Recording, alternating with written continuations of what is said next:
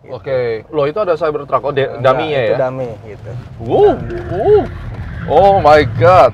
Rich people, hari ini kita akan ngobrol tentang industri otomotif di segmen supercar, hypercar, sport car. Nah, uniknya dari hasil ngobrol-ngobrol kita di episode kali ini, kita nemuin bahwa ketika pandemi datang, justru yang namanya supercar itu pasarnya malah naik. Banyak orang-orang yang justru belanja. Itu yang membuat kita amazed bahwa Indonesia ini banyak banget orang-orang yang super rich ya, yang kita sebut dengan rich people tentunya. Dan mobil-mobil seperti ini yang harganya 20 miliar, 14 miliar Ferrari ya. Ini Lamborghini yang tipenya khusus SVJ. Ini justru diburu. Ya, mobil-mobil yang kayak begini yang katanya mungkin sebagian orang berpikir bahwa ya kalau misalnya lagi krisis pasti penjualan menurun, ternyata ada sudut pandang lain, ada fenomena lain yang tentunya apabila Anda nonton video ini sampai habis, kamu bisa belajar banyak hal tentang bisnis atau entrepreneur, industri otomotif di segmen supercar. So, pastikan nonton sampai habis, subscribe, dan nanti di akhir video Anda akan lihat ada demonstrasi Tesla Model 3. Selamat menikmati.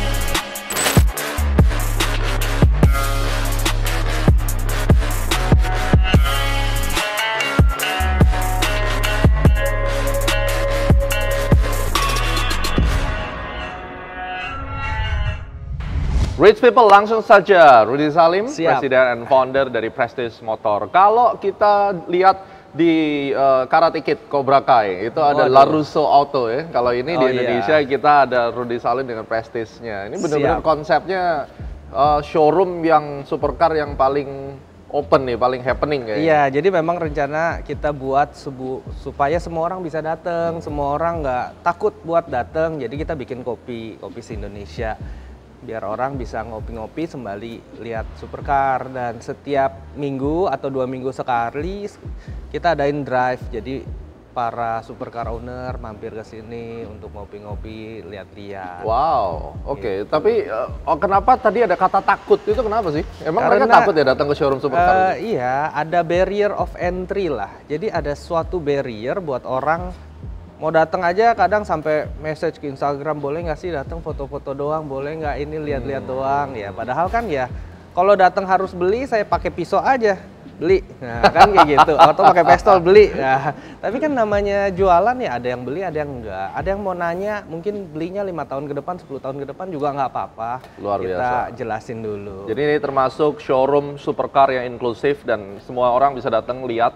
Siapa tahu ini menjadi bucket list impian mereka kan. Betul. Punya semua supercar ya.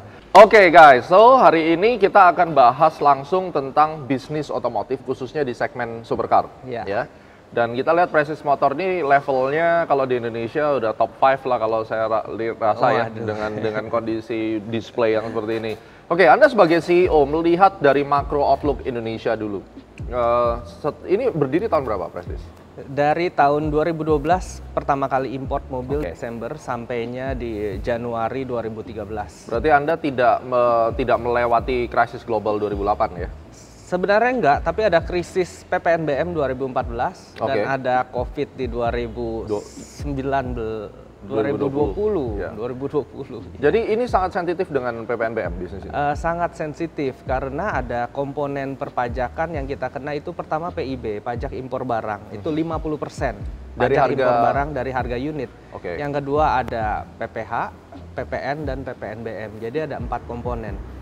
Sekarang yang kena itu PIB 50%, PPNBM 125 sampai 150% tergantung CC. Lalu kena lagi PPH dan PPN 10%. Jadi bisa 190% kurang lebih. Hampir 200%. Iya, jadi misalnya harga mobil Lamborghini di luar negeri 4M. Ya. Di sini pajaknya aja bisa 8M. Jadi Istimewa. di sini 12M kurang lebih seperti itu. Dengan adanya kebijakan Menteri Keuangan PPNBM dihapus ini berdampak positif. Nah, begini, PPNBM yang dihapus itu untuk sementara hanya 6 bulan. Ini implikasinya sangat besar. Jadi begini, PPNBM yang dihapus pertama hanya untuk mobil di bawah 1000 cc. Oke. Nah, berarti supercar nggak kena. Itu yang pertama. kebetulan di bulan Desember tahun 2020 saya baru membeli saham dari Maxindo Renault Indonesia. Jadi you pegang Renault sekarang? Renault kita pegang Renault. Kebetulan Renault tuh mobilnya 1000 cc dan ke bawah. Itu kena memang, tapi ada banyak variabel lain. Yang pertama harus di bawah 1000 cc, yang kedua harus 70% dibangun di Indonesia. Nah, setelah harga mobil itu turun, memang penjualan meningkat. Penjualan untuk 1000 cc ke bawah. Tapi coba bayangkan perusahaan-perusahaan finance.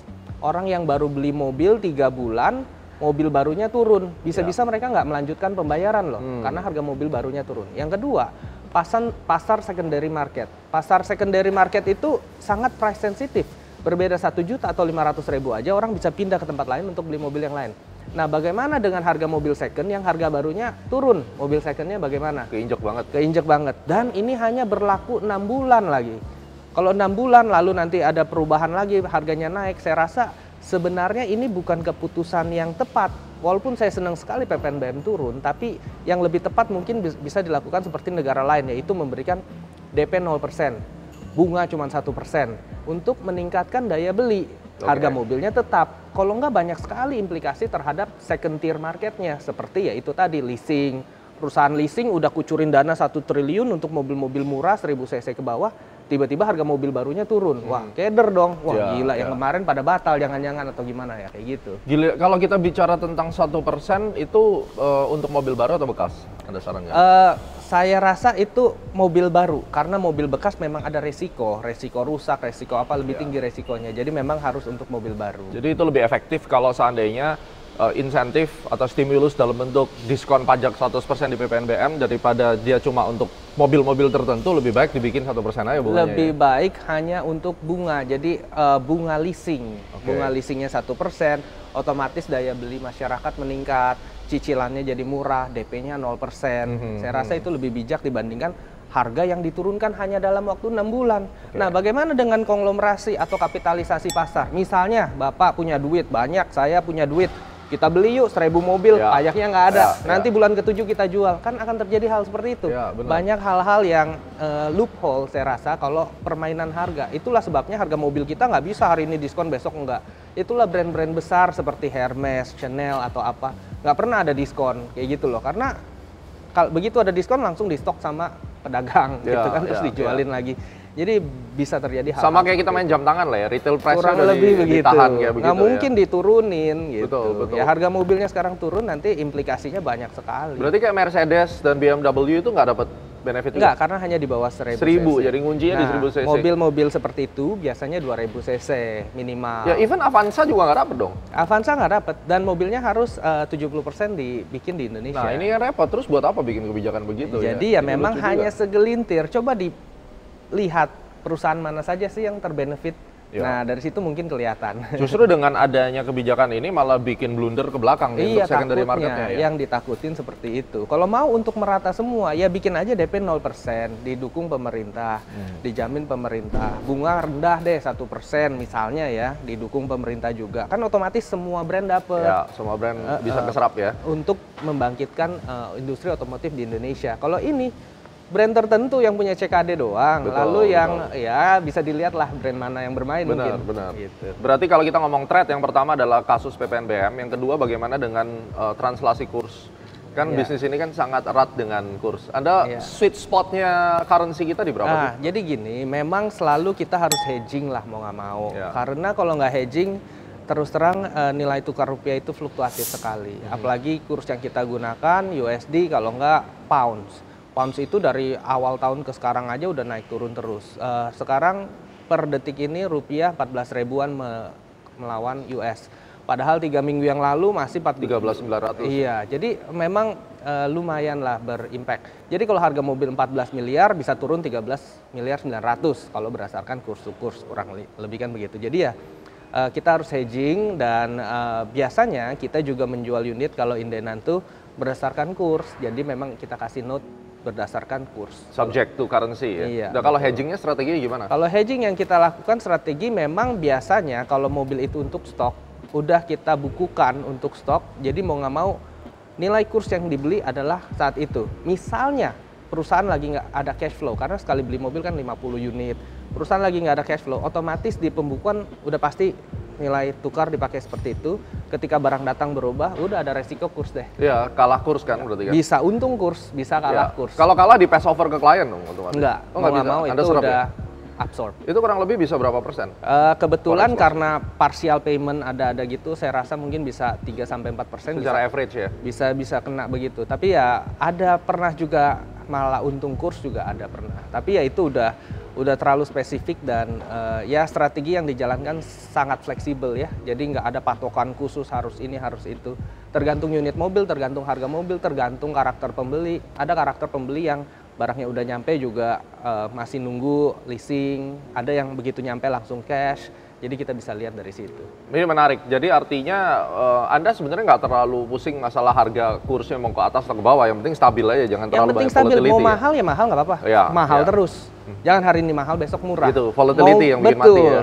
Iya betul, jangan ada perubahan yang selalu berubah, itu yang buat bisnisnya sekarang marwahnya berubah dari yang jualan mobil menjadi jualan currency. Kan jadi aneh. Iya kan? Semua bisnis jadi aneh dong. Ini kan kita mau jualan makanan, mau jualan ini, mau jualan produk yang akhirnya berubah. Jadi harus belajar ekonomi secara makro. Wah, Dow Jones lagi turun nih, wah beli dulu. Jadi pedagang saham. Iya, jadi pedagang saham, ngeliatin dolar. Ini jadi suatu hal yang kita jadi nggak ada ease of doing business, ketenangan dalam menjalankan bisnis karena harus ada faktor lain yang harus dipelajari. Itu ya memang karena stability dari negara kita kan, memang fluktuasi emerging country. Tapi yang jadi pertanyaan adalah Anda sebenarnya waktu awal mula mau terjun di bisnis ini udah tahu belum sih kalau ini komponen trade-nya bakal seperti itu gitu, dan if yes dengan kondisi country yang seperti ini kenapa tetap masuk? Nah, jadi dari setiap krisis pasti ada peluang, dari setiap kegelapan pasti ada suatu hal yang terang. Jadi memang ketika saya 2012 pemainnya belum begitu banyak dan saya lihat importir juga belum begitu banyak. Basic saya microfinance di 2006 saya mulai dari sebuah mobil hadiah orang tua yang saya jual, saya bikin microfinance dari situ. Baru tahun 2012 ada duit lah sedikit, mau beli mobil kok mahal-mahal. Saya pelajarin cara import gimana, siapa gimana. Akhirnya saya import lah 3 buah mobil. Pada saat itu Porsche Cayenne, SL 350 sama CLS 350. Mercedes sama Porsche ya? Iya, saya import, saya coba jual deh sekalian. Tadinya mau buat pakai gitu kan. Saya coba jual, ternyata oh ada loh pembeli dan ini bisa menjadi suatu bisnis. Ya udah dari situ saya pelajari lagi dan akhirnya ternyata terbuka peluangnya dan terbuka jalannya begitu. Jadi memang untuk buka suatu bisnis itu nggak mutlak harus kita bikin visibility study yang baik dan sebagainya, karena saya restoran banyak sekali, yang jalan paling cuma 2. Lu main kuliner? Saya ada high style namanya high style hotpot, terus saya ada Wolfgang, kita baru ambil. Oh, yang Wolfgang, oke. Saya termasuk pelanggan di sana. Oh iya. Nggak nyangka, oke. Wolfgang kita buka itu di tahun lalu di November, 19 November. Mulai Desember, terus ternyata Februari Corona, akhirnya tutup berapa bulan. Kemarin sih udah lumayan, udah bagi dividen. Wow, cool. Karena gue taunya itu dari anak-anak DNC kan, waktu itu kan kumpul, terus ya udah gue nyobain di situ. Wah enak, memang. Timbunnya luar biasa tuh. Iya, nah itu tergantung batch sebenarnya. Kita batch daging setiap 800 kilo, walaupun supply-nya sama, tapi daging kan organik. Jadi kadang enak, kadang memang agak berubah secara tekstur. Cuman kita dry age 28 hari. 28 hari ya? 28 sampai 31, karena itu udah sweet spot-nya, bener-bener juicy-nya enak, keluar rasa. Kalau 41 hari mungkin terlalu kering ya, dry. Ada yang suka, tergantung. Ada yang simpen sampai 300 hari. Jadi ya itu udah beda-beda. Beda ya, beda. Nah, terus kalau Wolfgang nih pakai fry pan atau enggak, kita pakai enggak di fry pan. Kita pakai sebuah grillen rahasia sebenarnya, kotak. Rahasia. Ini dari dry aging room yang temperaturnya sekitar 10 sampai 17. Saya juga nggak kasih tahu spesifiknya karena rahasia juga. Magic box. Keluar kita masukin ke kotak masak ini yang suhunya 400 derajat. Oke. Atas bawah, cepet sampai mau apa Jadi tetap medium, grill apa. konsepnya ya?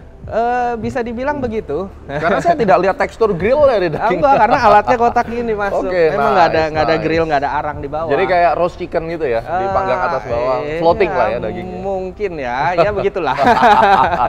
Oke, nice. Jadi kita gali terus guys. Ini ternyata main di kuliner juga. Oke, kita back to the car. Kita bicara tentang thread dulu. Kalau Anda ngelihat thread dari Prestige, kita bicara di Jakarta ini banyak juga showroom yang memang main di supercar. Iya. Ya, itu menjadi thread ya sih. Dan gimana market share-nya Prestige sekarang? Nah, gini loh. Ketika kita lihat ada satu cerita marketing lah. Misalnya kita lihat ada satu vending machine di sini. Satu vending machine ini jual 50 kaleng sehari, gitu kan. 50 kaleng Coca-Cola, Sprite dan sebagainya vending machine gitu kan. Tiba-tiba besok ada 2 vending machine. Nah, pertanyaan orang, wah berarti penjualannya jadi 25 dong. Ya. Ternyata setelah kita lihat report penjualannya, oh jadi 100. Oh, kenapa seperti itu? Karena dulu kalau cuma satu vending machine, orang berpikir, beli minum nggak ya? Nggak deh. Tapi begitu ada 2 vending machine, jadi berpikir, beli Sprite apa Coca-Cola ya? Jadi gitu. Jadi berpikirnya udah mau beli A atau B, bukan entar aja deh gitu loh. Nah, begitu juga dengan saingan yang ada sekarang. Tadi mungkin orang pikir, beli supercar, servisnya susah lah, belinya di mana, apa ntar after salesnya gimana. Sekarang after sales jadi banyak dong, karena kan banyak yang buka after sales banyak. Jadi orang sekarang pikir, beli Ferrari apa Lambo ya gitu. Kalau dulu mungkin gila kalau punya duit segitu mending buat beli ruko. Kalau sekarang jadi udah punya kenyamanan untuk membeli. Jadi saya nggak merasa ada saingan itu menjadi threat, tapi itu menjadi berkah tersendiri. Bahkan saingan-saingan kita temen semua kok. Benar. Bahkan sering, gue lagi nggak ada nih 458, lu ada nggak, kita malah tukeran stok kayak gitu. Jadi lebih ke suportif karena memang niche sekali marketnya. Otomatis kita nggak bisa lah mau tikung-tikungan jadi berantakan gitu. Karena memang itu konsepnya papa saya ngajarin tentang itu, kayak mesin fotokopi dia bilang. Satu area begitu banyak orang fotokopi, akhirnya di daerah situ menjadi tempat fotokopi, orang pada ke sana ya. Itu dia. Building di industri bersama-sama, that's the concept. Karena nggak mungkin bisa sendiri. Cuma gimana Anda menghadapi persaingan harga? Katakan mereka jual lebih murah misalnya. Persaingan harga, maka itu dia. Supercar sendiri ada kategorinya. Ada sports car, supercar, hypercar. Hypercar kebetulan hanya kita yang main, kita yang masukin Bugatti. Ada mobil hypercar lain yang akan segera datang juga. Supercar, Lamborghini, Ferrari, Porsche. Sports car, merek-merek lain, merek Jepang kebanyakan yang harganya mungkin di bawah 1 miliar. Saya nggak main sports car. Kita adanya supercar dan hypercar. Porsche termasuk supercar? Porsche termasuk supercar. Ya, kita mengkategorikan. Entry level ya? Nah, ada lagi sports car yang kita nggak main. Sports car mungkin kayak apa ya? Kalau zaman SLK? Dulu, ya seperti itulah, Toyota Celica kayak gitu-gitulah ya mungkin ya. Kita nggak main. Karena apa? Karena barrier of entry untuk masuk ke bisnis sports car, apalagi ke mobil-mobil yang ada di bursa otomotif, itu mudah sekali. Kita punya duit 500 juta, kita bisa jualan mobil. Akhirnya kita nggak punya capital yang kuat. Dalam tanda kutip, ketika BU, si pemilik showroom butuh uang, dijual mobilnya murah. Harga berantakan. Nah, kalau yang main supercar dan hypercar, nggak beli ya nggak apa-apa. Kita nggak ngerusak harga. Gitu loh. Karena memang mainnya udah di atas segmennya. Iya, dan yang pemain pun istilahnya nggak membutuhkan capital untuk merelakan jual rugi. Jadi harganya stabil. Misalnya Lambo ini pasaran 6M. Kalau dimainin sama pedagang yang nggak punya capital, dia butuh uang, butuh capital, terus dia berpikir, wah udah 3 bulan nggak laku-laku, udah dia jual 5M deh, rugi 1M. Kan seperti itu, akhirnya harga berantakan. Nah, untungnya di sports car dan supercar itu, di supercar dan hypercar itu nggak seperti itu. Masih cenderung para pemainnya punya capital dan bisa nahan, endurance ya? Betul. Nah, sekarang kalau kita lihat dari strategi, Anda bisa collect begini banyak. Ini kan konsepnya memang, you punya cash flow harus kuat dong, harus beli dan disimpan. Betul. Secara average berapa lama dari nyimpen sampai rilis lagi? Biasa 1 bulan sih. Wih, 1 bulan? Kecuali barang limited yang memang ditahan, seperti SVJ, Speciale, 599 GTO, atau ya beberapa. Dan itu harga kayak komoditas bisa naik? Malahan naik, betul. Karena makin banyak yang tabrakan di luar, kan makin dikit jumlahnya. Kalau jam tangan nggak ada yang rusak mungkin disimpan. Kalau mobil, lucunya tiap tahun ada aja yang tabrakan. Oh ya? Mobil limited makin berkurang. 599 GTO tuh cuma ada 500. Ini salah satunya nih? Iya, SVJ cuma ada 900 seluruh dunia. Mungkin yang nabrak udah 50 kali. Ya kita berdoa makin banyak yang nabrak, makin jarang. Terus kalau kita stok kayak begini ya, ini pajaknya tiap tahun bayar atau kita matiin dulu atau gimana? Oh enggak, kan unitnya memang masih off the road. Oke. Jadi memang walaupun bekas? Bekas, nah apa sih bekas dan apa sih baru? Nah, ini penting nih. Nah, kalau bekas kan orang berpikir selama belum ada nama dihitung baru. Atau selama kilometernya belum sekian dihitung baru. Nah, itu kategorinya. Kalau ini saya anggapnya baru. Karena kilometer nggak nyampe 100, belum pernah ada nama. Jadi ya baru, walaupun sudah pernah dimiliki orang lain. Tapi pun ditaruh di rumah. Gitu loh. Belum ada nama tuh maksudnya gimana? Belum ada nama, mobilnya masih off the road. Dari pertama memang Dia juga nggak on the road nggak kan? di on the roadin. Jadi beli cuma untuk pajangan? Iya, dan itu banyak sekali. Ada yang kayak begitu? Bukan ada lagi. Wah, Malahan mungkin setengah pembeli saya untuk koleksi seperti itu. Rich people, ini fenomena gila. Beli mobil nih katakan berapa nih yang ini? Ini 14,4. 14 miliar dibeli untuk pajangan di rumah. Iya kan? Jadi kayak furniture gitu ya? Betul. Dan lucunya pada tahun 80-90-an, orang ketika beli Ferrari, orang-orang kaya zaman dulu, itu ditaruh di ruang tamu, didiemin sebagai suatu maskot pencapaian dia. Jadi ya memang lucu, di Indonesia ada aja seperti itu. Dan banyaklah customer-customer saya yang punya mobil puluhan, ratusan, dibikin sebuah tempat seperti gudang, disimpan, bener-bener disimpan. Jadi memang. Dan itu memang harga bisa naik kalau menjadi langka. Memang harga bisa naik. Betul. Hanya Ferrari atau yang lain? Semua brand ada keunggulannya masing-masing. Sama seperti kita ya koleksi jam, pinter-pinter milih gitu. Ya, walaupun bisa salah spekulasi juga, tahu-tahu nggak naik-naik bisa juga. Dan Anda hold kira-kira suatu bulan kalau yang barang-barang kolektif kayak begini berani hold berapa lama? Sampai ada offer terbaik. Sampai ada offer terbaik. Iya, jadi memang itu fleksibel sekali, nggak bisa kita pastiin 1-2 bulan atau berapa. Ya kita tunggu aja, dan kita tahu trennya dari luar negeri. Oh, di Inggris, wah ada lelang kan, di Inggris, di Indonesia kan nggak ada. Ya. Ada lelang, harga naik, ya udah kita jangan jual, malahan tahan, karena akan ikutan naik. Pasti ikut ya, spread ya ke sini. Ya? Ikut. Contoh SLS Black Series, saya sedih sekali, dulu saya masih jual 7350. Saya ekspor ke luar negeri, ke Hong Kong. Orang yang beli dari Hong Kong? Orang yang beli dari Hong Kong. Karena kan, nah saya mau jelaskan nanti, karena kita di digital lumayan lah. Karena kita punya branding secara digital, secara online lumayan. Orang Hong Kong datang beli, kita ekspor dong. Udah seneng banget, wah Black Series. Saya sampai di Indonesia jual 6,7 aja nggak laku-laku. SLS yang pintunya ke atas iya. dua-duanya? Nah ini yang Black Series lagi, 7350. Saya inget banget. Saya jual 6,7, saya mintain customer saya yang VIP beli dong, bagus nih beli dong, nggak ada yang mau. 6,3 ditawar, waduh sedih banget. Orang Hong Kong beli 7350, wah udah terima kasih. Sekarang harganya 16-17 miliar. Astaga. Mobil yang sama. Selisih berapa tahun ini? Dulu 2015-16 lah ya, jadi sekitar 5 tahun. Jadi artinya paradigma masyarakat berpikir bahwa mobil itu kalau dibeli selalu turun tuh nggak tepat ya? Nggak tepat, tapi memang yang bisa naik mungkin cuma 5% dari seluruhnya. Kalau yang lain mobil biasa sudah pasti turun.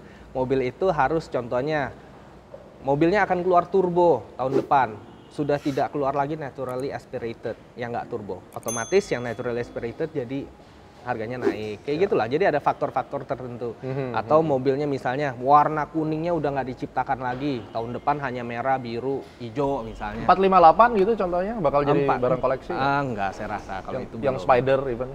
Belum, saya rasa. Karena itu dia punya, kita bisa lihat dari quantity sih, dari jumlah produksi. Kalau nggak salah 10 ribuan setahun. Nah itu biasanya udah mass production. Kalau 430 bukannya sekarang? 430 harganya nggak naik tapi nggak turun, dari dulu ya segitu-segitu aja. Jadi 458 juga. Nah 458 harganya kan harusnya turun logikanya, tapi karena yang barunya 488 kena PPNBM di 2014, jadi dia ngelihat 488-nya 12 miliar, 458-nya harusnya mobil 458 2011 dulu tuh 6 miliar loh, harusnya sekarang 2M loh. Karena kan 2011 kan udah 10 tahun ya, harusnya 2M, tapi kenyataan di pasar hampir 5M juga, 4M lebih, 4M lebih. Padahal 2011? Iya, padahal dulu saya jual 6,5M 2011. Jadi hukum depresiasinya nggak berlaku ya? Karena harga barunya naik, di drag ke atas, yang ikut. Drag ke atas. Mau beli baru 12, mau beli second 5, ya udah beli deh yang second 5. Gitu. Coba kalau yang barunya sama kayak dulu 6,5. Dulu kan itu 6,5. Coba baru 488 6,5 juga penerusnya ya. Kan harganya sama di luar negeri, beda tipis. pasti itu udah sisa 2 M sekarang. Gitu. Tapi ya itu untungnya ya, akhirnya gara-gara PPNBM akhirnya menjadi orang yang punya barang itu jadinya keangkat. Iya, jadi pakai nggak rugi. Pakai nggak rugi. Iya, gitu. Oke, mantap nih guys. Bagaimana sekarang dengan opportunity? Saya lihat Anda main Tesla juga kan? Iya. Dan sekarang era mobil listrik yang akan menjadi satu mainan baru nih buat otomotif. Iya. Anda punya outlook gimana? Nah, jadi gini, Tesla itu saya udah dari 2014 masukin, kita IU memang. Karena dari Teslanya, kalau masuk ke seluruh dunia manapun, dia pasti dari Tesla California. Dia ke Hong Kong sebagai Tesla California, dia ke Jepang juga langsung dari California. Tidak menganut sistem distributorship lah, keagenan gitu kan. Kalau Tesla di Indonesia kita udah dari 2014 sebagai pionir, di mana orang masih apaan nih mobil nggak ada bensin, bener-bener aneh banget pada saat itu 2014. Jadi udah 7 tahun lah ya kurang lebih. Nah sekarang untungnya di tahun 2019 bulan Desember Pak Jokowi mengeluarkan Perpres nomor 55 2019 tentang percepatan kendaraan bermotor berbasis baterai. Dan kita satu-satunya dari IU yang ikut tanda tangan dengan Pak Luhut dan PLN disupport untuk proses pengecasan di rumah, pengisian daya, pemasangan daya baru itu benar-benar dimudahkan. Jadi kalau dilihat outlooknya gimana, coba bayangkan 10-15 tahun yang lalu, orang yang, atau mungkin ya 15 tahun yang lalu lah, orang punya handphone aja jarang gitu kan. Yang punya handphone hanya kalangan the have. Orang yang punya melihat handphone tuh, wah orang kaya banget lo kalau punya, begitu kan. Tapi coba sekarang, tukang parkir punya handphone, semua pengemudi online tuh punya smartphone. Itu benar-benar revolusi dalam dunia teknologi dan tidak terpungkiri di masa depan mobil yang biasa itu akan ketinggalan zaman dan akan jadi mobil listrik. Kalau nggak percaya, bahkan kelas-kelas supercar pun sekarang udah jarang yang nggak ada mesin hybridnya. Bahkan Ferrari aja bermesin hybrid.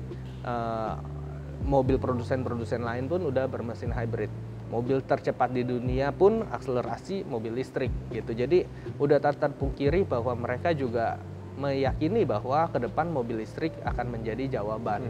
Jadi dan Indonesia ini sangat melek teknologi. Saya ketemu beberapa gubernur, saya ketemu beberapa pejabat, mereka pinter-pinter dan tahu bahwa ini ada the next big thing adalah mobil listrik, tidak terpungkiri. Berapa tahun kira-kira dari sekarang bisa? Nah, kita lihat bahwa coba nih, sekarang dunia sedang mengalami digital disruptif digital. Disruptif itu terjadi ketika ada suatu hal yang lebih efektif, lebih efisien, dan lebih murah.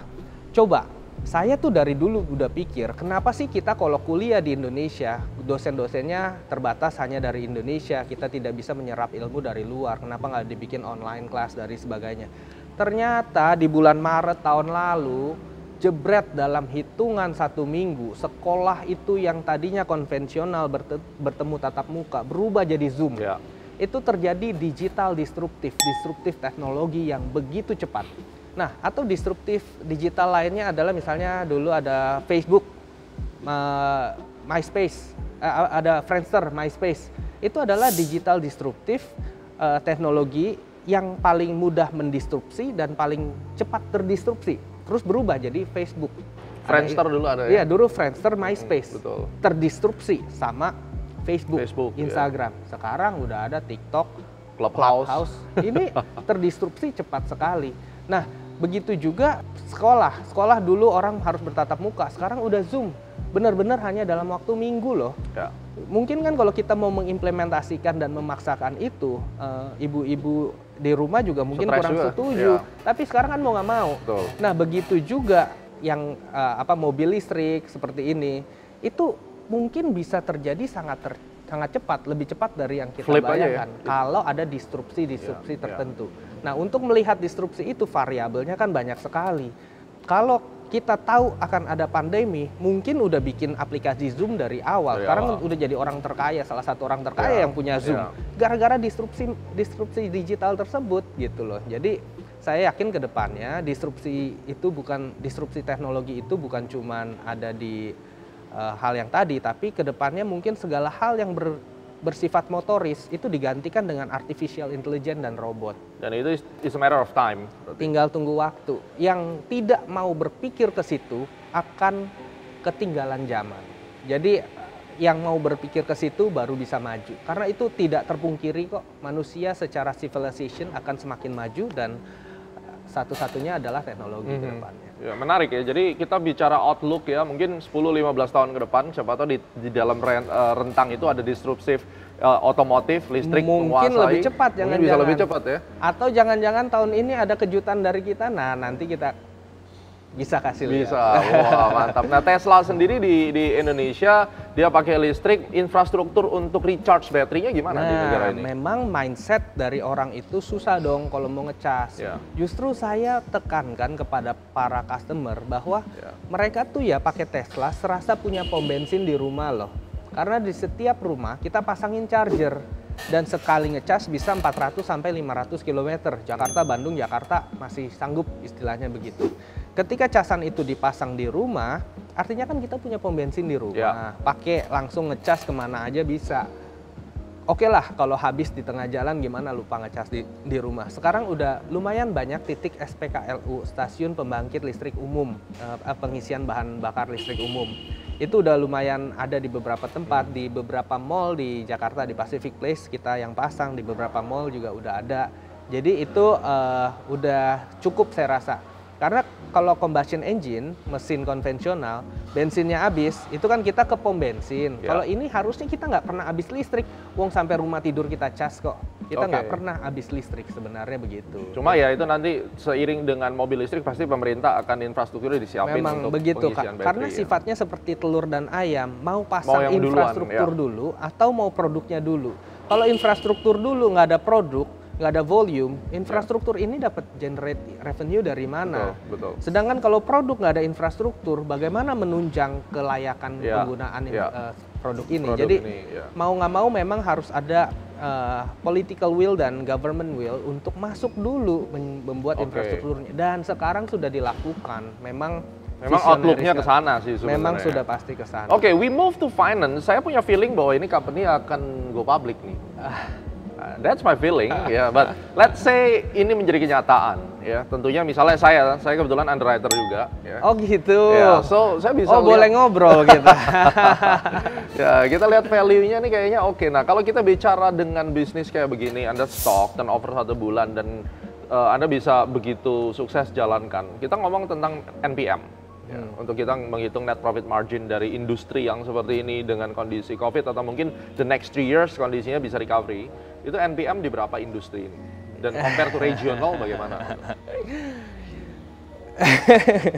Kalau itu karena ini masih private company, memang ada beberapa hal yang saya belum bisa sebutkan. Anyway, tapi kita bicara secara market regional.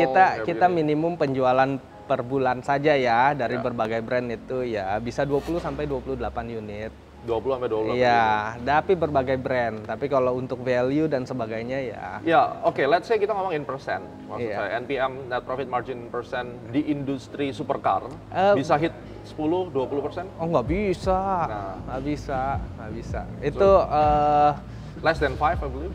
Tergantung ya seperti yang saya tadi cerita, bisa ada yang meningkatnya begitu banyak. Jadi variabelnya itu bisa yang kita jual modal bisa juga gitu. Jadi walaupun kita nggak akan jual rugi karena itu akan crash the market.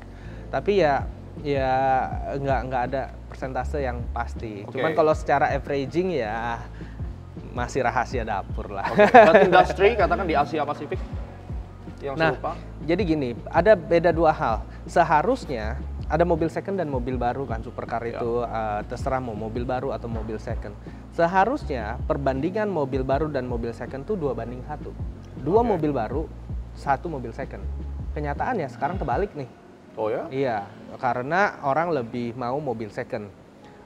Jadi sekarang 2 mobil second, 1 mobil baru. Bahkan mungkin rasionya saya udah kurang tahu. 2 mobil second, satu mobil baru ini apa? Profitnya? Atau Enggak, gimana? penjualannya. Penjualannya, oke. Jumlah penjualannya. Kalau dulu 2 mobil... Dulu idealnya 2 baru 1 second, 2 baru 1 second gitu. Sekarang terbalik nih, bisa-bisa secondnya udah lebih banyak daripada baru. Jadi harusnya kan pabrik kan produksi terus, secondary market ya secondary. Ada mobil yang bahkan di scrap karena mobilnya udah terlalu tua, produksi mobil baru terus. Itulah terjadi pembelian mobil baru dan transaksi mobil second ya 1 banding 2 dengan mobil baru. Nah kalau untuk persentase profit saya rasa mungkin mobil baru itu lebih sedikit daripada mobil second. Karena mobil second itu mungkin kalau kita bisa dapat end user langsung, end usernya itu ada keperluan khusus, harganya bisa dijual lebih murah. Kalau mobil baru karena udah ada harga retail, MSRP, dan udah ada harga diskon dari pabrik sekian, jadi itu persentasenya nggak terlalu tinggi. Kalau 5 mungkin di bawah dikit ya, kalau mobil second mungkin 10 di bawah dikit. Oke, berarti ya range 5-10% secara industrinya. Betul. So, ini menarik guys, kalau memang sales growth-nya bagus, NPM-nya juga 5-10%, which is itu kita lihat dari omset, bisa dipertimbangkan one day Prestige go public, dan maybe Astronaci akan cover reportnya gimana. Nah, jadi mungkin bukan Prestige as a holding, cuman memang ada 2 perusahaan saya yang memang lagi di-review sama beberapa underwriter. Saya baru tahu Bapak underwriter. Iya, jadi memang kita lagi cari corporate lawyer, underwriter sama masih shop around lah. Ya, tapi konsepnya adalah di bisnis selling supercar-nya kan? Bukan.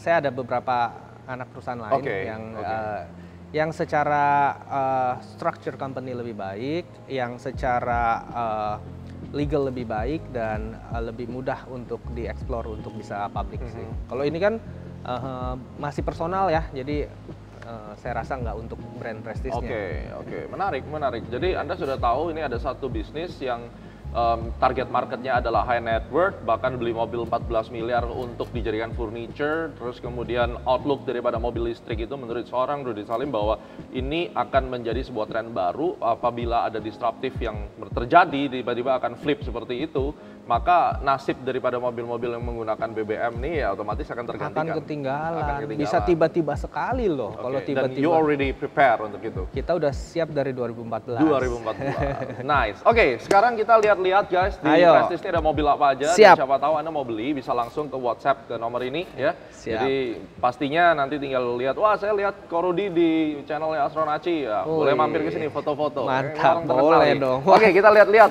ya. Ayo. Oke guys, ini ada Ferrari. Langsung ini jelasin. 599 GTO, jadi memang ini front engine, nyetirnya enak sekali. Front engine ya, bukan kayak belakang. Betul, biasa. Tapi yang front engine ya sekarang ada F12, ada 812, ini 599 GTO. Biasa orang raja-raja Arab nih suka banget. Dubai itu ya? Iya, mobilnya biasa dilapisin emas, terus dia dipakai-pakai dari Dubai, dikirim ke Inggris, dipakai di Inggris setiap kali musim tertentu di Inggris gitu loh. Nah, ini 599 GTO ini limited cuma 500 seluruh dunia dan ini harganya appreciate terus. Yang biasa namanya GTB, kalau ini GTO. Dan yang beli ada aja ya? Ada aja. Udah ada yang nawar, saya masih tahan. Ini Lambo nih. Kalau ini Lambo LP 700 horsepower ini. Aventador ya? Aventador ya. LP. Ini pakai sensor atau manual? Manual. Ini pencet gitu. Dikunci. Kita lihat yang itu. Nah, ini Aventador juga SVJ. SVJ itu Super Veloce Jota. SVJ artinya sangat cepat, Super Veloce. Berapa bahasa akselerasi 0 ke 100-nya? 0 ke 100 sebenarnya standar sih 2,9 detik, termasuk kenceng sih untuk supercar. Tapi supercar itu bukan dihitung hanya dari akselerasi, ini tercepat di Nürburgring. Biasanya mereka berlomba-lomba di Nürburgring siapa paling kenceng, ini 6 menit sekian detik lah gitu. Nah, ini ada yang unik. Ini kan memang dari awal kita pilihin di konfigurator. Ini ada pilihan karbon expose, karbon warna hitam doang, ada karbon yang mengkilap atau ada karbon yang doff. Nah, ini yang mengkilap. Lalu ini ada 3 pilihan juga, SVJ yang ada tulisan SVJ, ada yang stiker SVJ. Ini apa? Tulisan asli? Ini tulisan asli. Wow. Ini cat. Dicat ya? Iya, ya? atau yang polos. Kalau polos kan gratis. Ya. Kalau ini harganya 20.000 US. Hanya untuk stiker? Hanya untuk cat. Dicat ini. Kalau stiker 5.000. Wow. Stikernya doang. Jadi ini 20.000 US hanya untuk tulisan SVJ ini. Kalau nggak polos. Nah, yang satunya sih polos gitu. Yang ini. Ini berapa nih? Model begini. Ini 22. 22. Iya. Nah, ini ada sistem yang terbaru di Lamborghini namanya Atika Lamborghini Aerodinamica ALA. Ya, ala ya. Nah, ALA ini di bawahnya ini ada lubang kan. Ketika dia belok kanan, bagian sini akan mati lubangnya sehingga angin neken dari atas. Ya, airflow-nya. Iya, bagian sini akan terbuka sehingga angin dorong dari bawah sehingga ini keteken kan. Ini Ya, keteken naik ini. sendiri ya. Jadi beloknya gampang. Belok ke kanan, belok ke kiri akan sebaliknya. Ketika ngerem, dua-dua angin akan mati, jadi ngeteken ke atas dan katup di depan juga akan terbuka. Air brake jadinya. Iya betul. Jadi memang benar-benar teknologinya bagus sekali sehingga handlingnya bagus sekali. Buka pintunya pakai sensor. Buka ya? pintu Enggak. nggak pencet gini aja. Nah, ini boleh kita lihat guys. Ini Iya. dalamnya Dalamnya full karbon. 22 miliar. Iya. Istimewa. Udah FADEC ya, nggak pakai kunci full ya? Nggak pakai kunci gitu. Nah lalu mereka juga berubah ini jadi ada 1, 2, 3. Ini buat air intake Iya. engine ya? Fungsinya mereduce getaran Oh, oke. gitu. Jadi memang getarannya lebih enak, setirnya lebih enak, handlingnya lebih enak. Fuel consumption-nya berapa ini? Wah, saya nggak pernah tahu kalau itu ya. Biasanya juga customer-nya juga nggak pusing sih. Kalau yang ini Porsche semua ya? Iya, depan? ini Porsche ini ada spesialnya juga, mobil spesial Oh iya, juga. Ini 488 ya? 458. 488 spesial. 458 spesialnya. Coupe. Iya. Bedanya spesialnya sama yang Spider atau yang Itali biasa apa? Nah, 458 sama 488 sebenarnya mesinnya sama, cuman tuningnya dia udah berbeda. Jadi ini memang untuk performance, mobil performance juga. Ini juga harganya appreciate 14M lebih juga sekarang. Padahal dulu juga cuman 7M-an. Jadi udah appreciate terus. Nah, kalau one day kalau 458 kayak Spider misalnya suatu ketika populasinya udah hilang pasti appreciate dong ya? Lama banget. Lama ya? Bisa 15 tahun lagi mungkin, sama seperti 430. Jadi bukan appreciate banget, tapi ya karena mobil jarang kan, jadi mobil koleksi. 488 bisa jadi appreciate juga? Saya rasa enggak ya, belum ke sana Belum arahnya. kesana. Iya. Kalau untuk saat ini sih belum. Oke. Nah ini Boxster biasa. Kalau ini Boxster T cuma ada satu juga di Indonesia. Ini cuma satu? Iya, karena Bedanya Boxster apa? T bedanya dalamnya pintunya beda, pegangan masuknya juga beda, lebih ringan 40 kilo, horsepower-nya lebih kenceng. Bentuk sih mirip. Ini Cayman biasa. Ini Cayman T dan Boxster T cuma ada satu-satunya di Indonesia ini. Iya, sama, lebih ringan 40 kilo. Nice. Ini yang elektrik ya? Ini, Jadi Porsche udah ngeluarin elektrik? Porsche elektrik, iya. Full elektrik? Full elektrik. Ini Porsche Taycan elektrik. Taycan, Jadi sama sekali nggak pakai bensin, bener-bener mobil listrik, nggak pakai bensin. Ini masuk supercar atau masuk apa nih? Termasuk supercar. Super ya. Jadi ingat guys, Porsche itu juga masuk supercar. Jadi jangan pikir punya Porsche, itu sport car biasa kan, itu kan image-nya tuh. Ini Aston Martin. Aston Martin. Ini James Bond ya? Iya, ini Rapid. Itu DB9 Bond Edition. Ini yang Bond. Bond Edition cuman ada 150 seluruh dunia. Die Another Day kan? Kalau nggak salah ya, saya Iya. justru lupa Yang filmnya. di S itu Kutub Utara itu ya kalau nggak salah. Kayaknya ya, sebentar saya ambilin kuncinya. Nah ini Bond Edition, jadi ada tulisannya Bond Edition. Nih ada 00. Woi, ada 007 nih. Coba dilihat nih, Iya. keren banget nih. Jadi memang mobil, James Bond. memang exact car, mobil ini yang dipakai buat syuting gitu loh. Tipe ini dibikin sampai ada tulisan Bond Edition. Nih, coba dilihat nih ada Bond Edition-nya. Kena berapa nih Aston Martin? Ini 4,7 karena second tahun 2000 berapa belas gitu, 14. 4 seater ya? Yang ini belakangnya kecil sekali sih, ya bisa dibilang 4, cuman kecil sekali. Very small. Iya. Nice. Nah kalau ini Vantage yang baru, ini udah mesin AMG, jadi sudah dibekali mesin AMG. Aston Martin Ini tuh turbo. pasaran di Indonesianya banyak gak yang pakai? Lumayan. Paling banyak tetap Ferrari kalau supercar itu. Jadi Indonesia ini lebih banyak Ferrari daripada Lambo ya? Iya, lebih banyak Ferrari. Nah kalau ini Defender yang paling baru nih.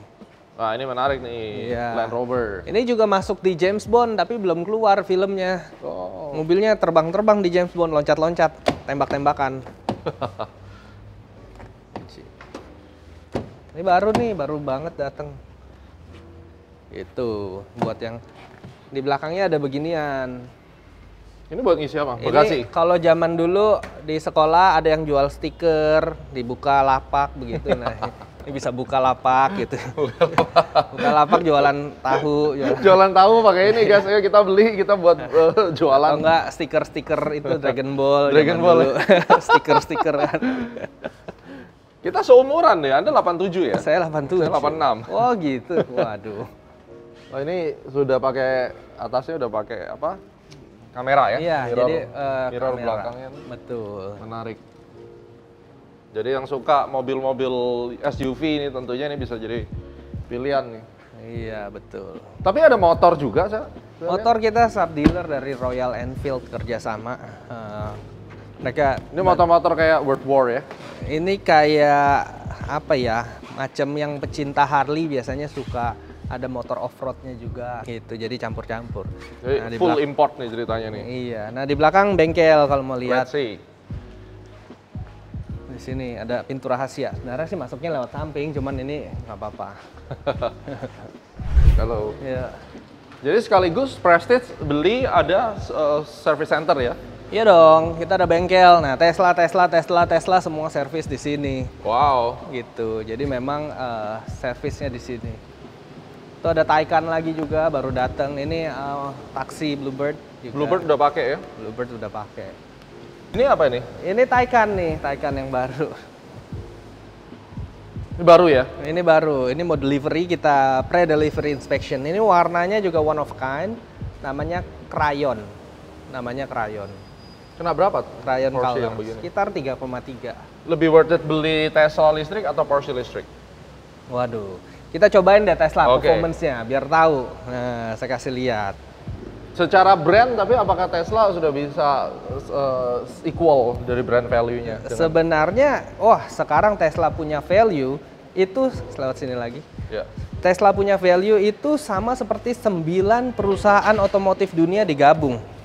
Wow. Karena harga sahamnya kan naik. Itu dia, Tesla seri 3. Iya, betul. Kita tes sebentar. Nah, kalau mobil listrik platnya kan biru. Oh beda ya? Beda, iya. Platnya biru. Yuk, saya setirin.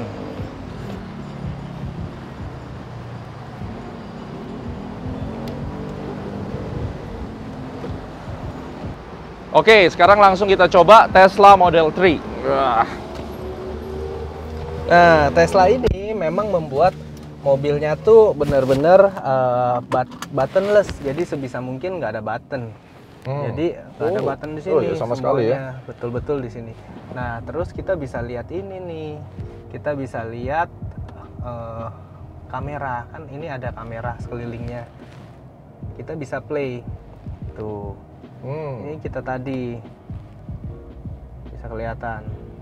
Jadi kalau mobilnya tuh, jadi ini dia record. Ini recording. Ya. Nih ini bukan sekarang, ini tadi, ya kan? Ini recording. Jadi kalau mobilnya ada yang congkel lah apa kelihatan semua gitu. Terus ini merupakan kamera apa? Kamera mundur paling besar yang ada di mobil juga nih, gede banget. Wow. Gitu. Kanan kiri kelihatan. Lalu ini ada map ya? Iya. Terus nyetirnya ya udah nyetir biasa aja. Bener-bener smooth, nggak ada suara sama sekali. Nah, yang menarik lainnya adalah AC-nya nih. Kita mau naikin AC, dia naik. Pakai Iya, sentuhan dia gitu. turun. Gini dia buka. Nah, ini gini. Jadi bener-bener enak, nggak ada suara.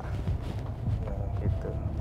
Nah, di depan itu cuci mobil kita punya untuk internal. Nah, di atas nih gudang mobil.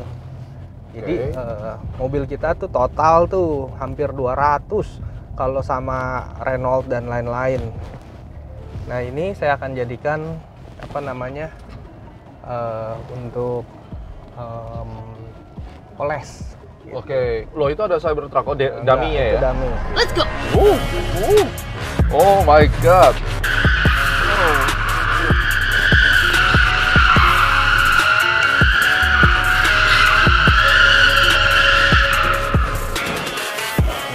Gitu loh. Itu pakai brake ya tadi ya? Enggak, ada tekniknya sih. Tapi untuk mobil biasa Nggak bisa? bisa, cuman tekniknya berbeda sama mobil listrik. Kalau mobil listrik mau diginiin memang lebih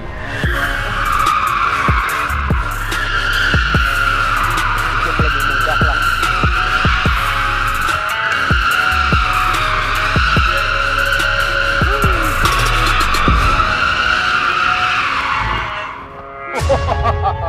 So, kalian udah lihat ya, gila banget. Ini memang pembalap luar biasa. Dan ini mobil seri 3 ini Model 3 Performance. Model Model 3 3 ada dua Performance. tipe. Model 3 Standard Range sama ada 3. Standard, Long sama Performance. Yang ini Performance gitu. Oke, dan kalau kita lihat ini harganya 2 miliar ya ini. Iya. Yang biasa 1,5. Oke, rich people, luar biasa. Hari ini adventure di Prestige Motor, luar biasa. Mudah-mudahan Siap. kalian bisa lebih dekat dengan supercar. Langsung datang ke sini, nanti dengan tim dari Prestige Anda bisa lihat. Dan harganya cukup terjangkau. Dan Iya. jangan lupa sekarang itu punya supercar bukan untuk gaya-gayaan, tapi sebagai bukti pencapaian diri sendiri. Betul. Itu kata kuncinya. Karena kan gimana-gimana Anda bekerja, pingin goal, impian dari kecil itu mesti direalisasikan ya. Iya. Kayak Bro Rudy dulu impiannya memang mobil atau gimana? dari dulu? Impiannya enggak sih, impiannya sih hidup happy ya. Hidup happy. Tapi happiness-nya di mobil ya. Ya kurang lebih. Pesan-pesan buat rich people gimana nih sebagai entrepreneur muda yang akhir ini sudah bisa menginspirasi banyak orang di otomotif. Apa nih kira-kira? Sebenarnya saya selalu bilang bahwa kita tidak pernah boleh untuk berhenti bermimpi. Tapi mimpi aja nggak cukup karena banyak orang terlalu lelap dengan mimpinya dan tidak pernah bangun dan merealisasikan mimpinya jadi kenyataan. Jadi yang paling penting bukan cuma mimpi tapi bangun dan action. Oke, rich people, inilah petualangan kita bersama Rudy Salim, Prestige Motor, CEO Talk. Semoga Anda bisa menangkap intisari gambaran tentang industri otomotif di masa depan dengan adanya mobil listrik dan seterusnya. Mudah-mudahan Prestige makin jaya dan Siap. sampai ketemu di Bursa Efek Indonesia nantinya. Waduh, Ya, terima sukses kasih. selalu. Thank you bro atas Terima waktunya. kasih, siap. Oke, sampai ketemu di CEO Talk yang lainnya.